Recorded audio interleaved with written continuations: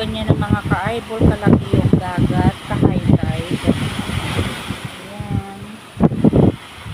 Tsaka ganyan na rin sa kalinaw.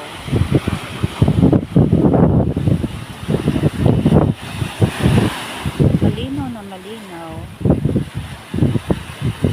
Sana yung mga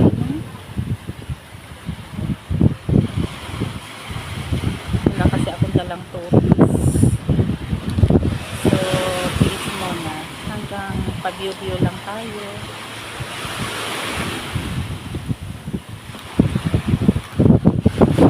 Tapos ayun yung bunbon.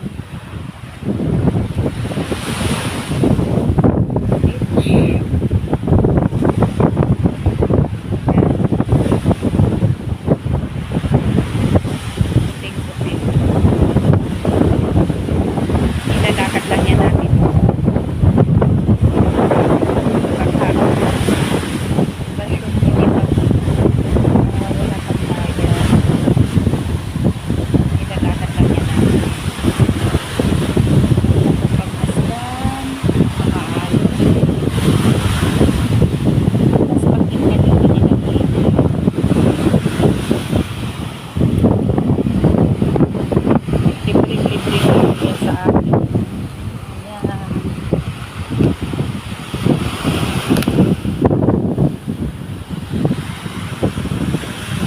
Ganyan nga yung kalalaki yung mga alon.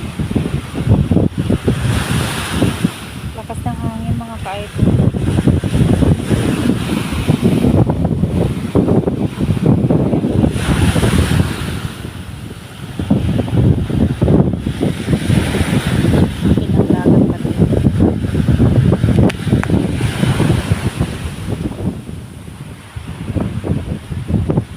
So ganyan talaga sa malayo yung mga alon.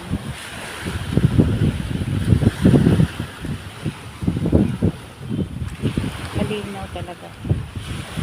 Hanggang doon yan sa unahan, oh. Conforme yung nakikita nyong medyo maputi. Yan ang pwedeng malangoyan.